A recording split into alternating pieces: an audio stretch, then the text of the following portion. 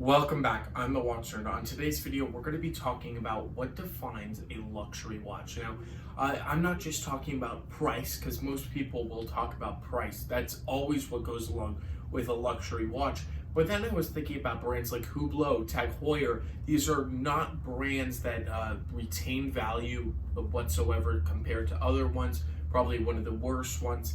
And I just want to talk about what people perceive as luxury, what is luxury, and what my real definition is.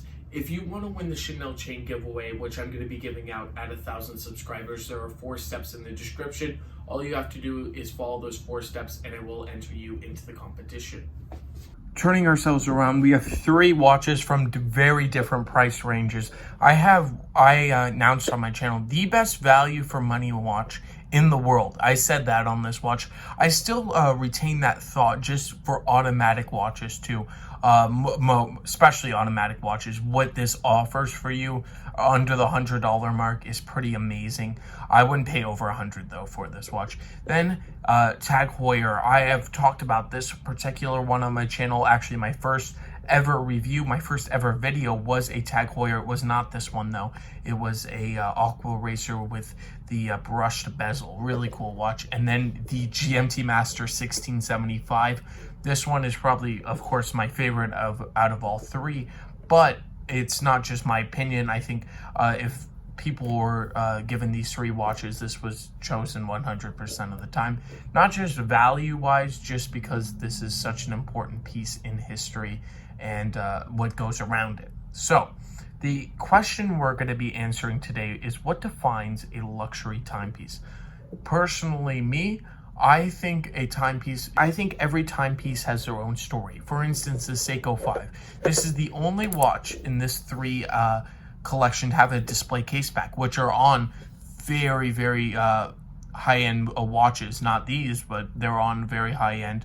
Rolex doesn't do it, but Patek Philippe and AP and all these companies show their case back. So it's very cool to find an affordable automatic watch and see that beautiful 7 S26 movement, in-house movement. This is an in-house movement, and a lot of people consider the luxury end of the market in-house, but no, you can buy affordable in-house movements. You can buy stainless steel, affordable, of course.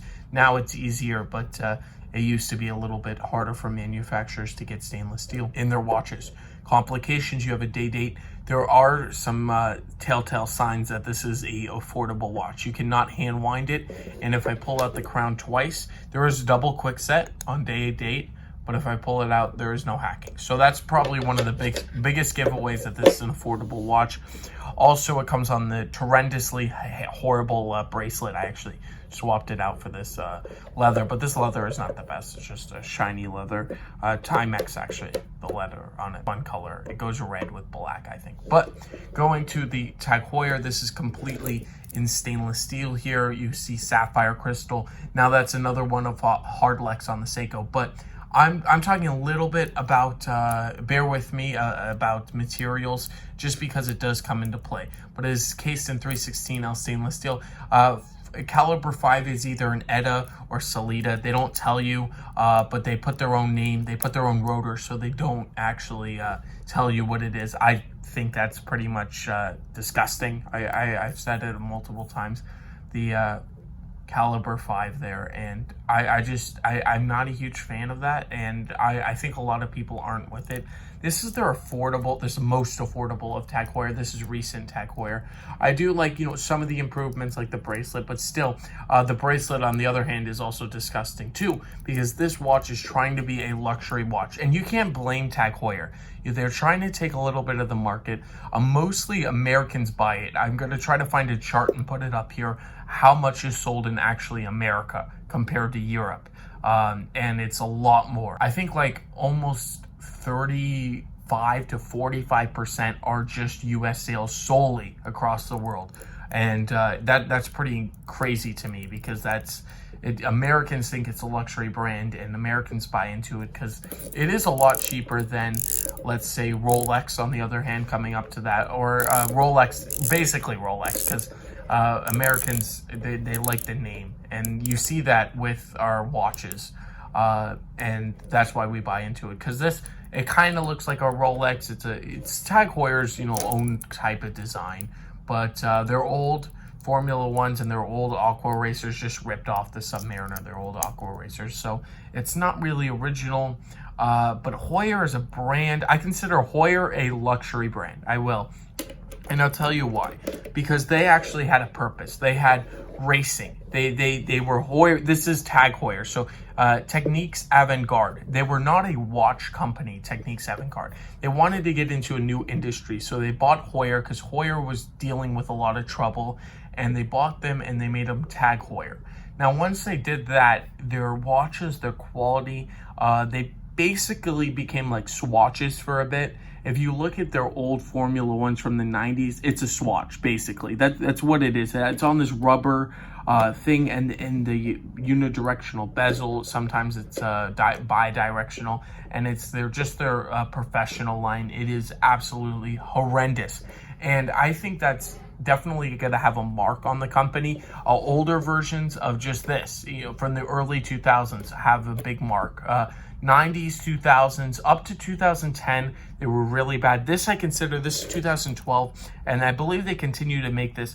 And I'm going to zoom in actually really quick, because I want to show you this. That looks like screwed links, and you can see the screws in there. It's pretty easy to see. But no, this watch, I was trying to unscrew it, and it wasn't doing anything, so I thought maybe I did something wrong. No. I'm going to put you back out there.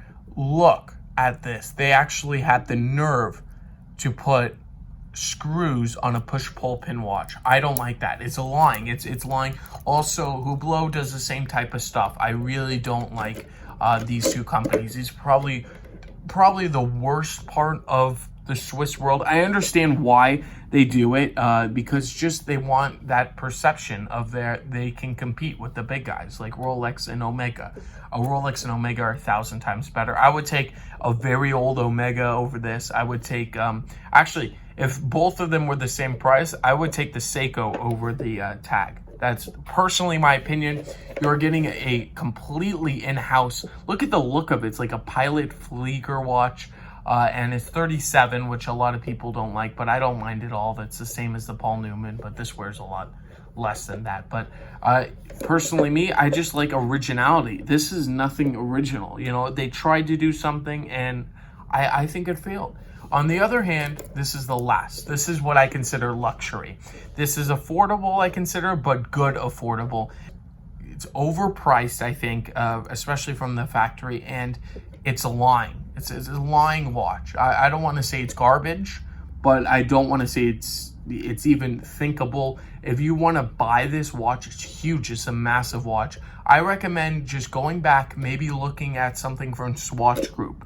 Because if you want a Swiss watch with great Hamilton, great heritage there, then you have Tissot. Omega's a little bit more than this, but I think if you're dishing out, let's say, what do these go for? 2,000 sometimes retail. This one's around 1,500. Definitely, you can get great things in Swatch Group that are even better than this, 100%. Even though a lot of YouTubers, I hear it all the time, people on YouTube, they say, well, I didn't want to spend over 1,500. I didn't want to spend over 2,000, whatever the mark is. And they end up buying more. I've seen this happen. I've seen a guy want a Rolex so bad, and he couldn't wait. So he says, well, I'll just buy this watch, 1,500. Then later on, he buys something from the Carrera line. And then all of a sudden, he's going through life. I heard this story. This is a true story.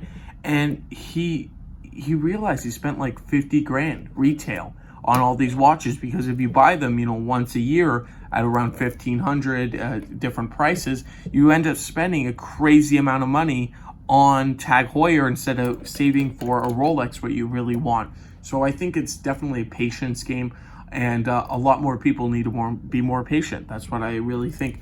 Now, on the other hand, as I said, this one has hacking, this one has quick set. This Rolex is luxury to me. It's luxury, not the build quality per se, not the movement. It's luxury in the way it was worn by a past, you must know, a pilot. that really wore this. This is from the 60s. The new ones I consider luxury just because it's a timeless design like this. But this particular watch, the 1675, is pure class to me. All of them, all the GMT Masters, because pilots were wearing this, people of importance. There's no quick set, no hacking. As you can see, I pulled out the crown all the way, and you can still see the second hand moving. With the Seiko, on the other hand, it's a later model. It's from the 90s, but they didn't add hacking because of just financial reasons. Rolex didn't add hacking because it wasn't a requirement back then. It wasn't something that was so important, but they did have this chronometer certified. If you look at it, it's just unbelievably beautiful. It's unbelievably beautiful. And to have one like this, it was a factory service, as you see, and then you hear this winding. Beautiful, just beautiful. And that's what I consider luxury, a story that goes along with it. With TAG Heuer, what is their story? They hired as Rolex does too. Rolex does a lot of marketing, but TAG Heuer is great brand in history themselves. I think they should have just banked off their history. I think they should have gone more Monaco line, which they do, but I think they should do their traditional. They had in-house. Heuer had in-house movements. They were a big deal brand. They were in Le Mans. Like, the Daytona was considered like laughing stock back then. And the Heuer Monaco was the watch to wear for any racer. It was just purely a beautiful watch to have. Even Steve McQueen recognized that. Heuer was worn when they won Le Mans with Heuer on the wrist, and it's just very, very special. Not even Le Mans, it was the first brand to sponsor racing, period. And I don't know why they just threw that down the drain. I honestly, if you know why, if somebody, I doubt, but if somebody from TAG Heuer is watching this video, why did you just abandon your heritage and history and make this the most affordable entry level into your brand? I personally don't understand. I don't know why TAG Heuer went to this route, because they could have made beautiful chronographs. They could have made gorgeous watches and just relating to their history. I know they couldn't just make that one watch, but they definitely didn't need to go into electronic watches like smart watches. I think that's something I would never buy, and a lot of people I don't think would buy into it. And that's my trinity. That's my three things. I think if a brand has history, if a brand has build quality, in-house movements are pretty much fantastic if you have that. And I really do. I love this Seiko, and I also love the GMT Master in both ways. The TAG Heuer, I don't feel like they're going through history and doing it correctly. I just think they have so much potential, and they just threw it away on some type of watch like this. And it's not like they don't try. They lied to people about movements. They're just not my type of brand. Now, at the same time, Rolex doesn't. They used the Zenith movement in Daytona. They used basically all their movements. Agler, they bought them eventually and made them in-house. But eventually, it was a while, but they did. And so movements, it was basically a deal with Agler. They would just supply Rolex, and that's basic. So it's kind of an in-house. It's always been really an in-house, but now it's official. And it's not just the point of in-house, though. I consider, let's say, Breitling. I consider them a luxury brand. I put 3 Pacific watches out here. But Breitling, it's a mid-level to luxury, and they produce beautiful watches. Girard-Perregaux, which is on my wrist, I think it's fantastic. And this is not in-house, this is an ETA, but they case it in solid gold, and it's trading around the $5,000 mark. Like, that's unbelievable, and to me, this is a luxury piece. It has history. They partnered with Ferrari and made a beautiful racing watch with them. And it's kind of funny because there's a Formula One here on the table too. But this is a well-executed 38mm chronograph. This chronograph complication, I think, should be in a racing watch, and it definitely executes it extremely well. That's my opinions on these 3 watches.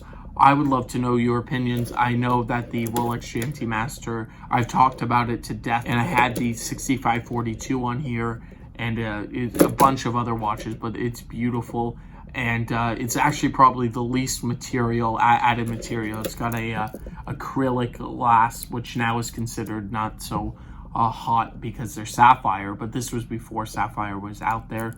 And it's cased in 316L stainless steel. One of the best watches I think you can buy in the market today. Just amazing history and heritage. Well, I would love to know your opinions on these three watches. What would you choose and why? I think everybody's going to say the GMT Master, but if everything was the same price, what would you choose? I would choose the Rolex, but I also would choose the Seiko 5 for other reasons. They're both beautiful. And the Tag Heuer, I voiced my opinion. I would love to hear yours if you're a Tag Heuer owner.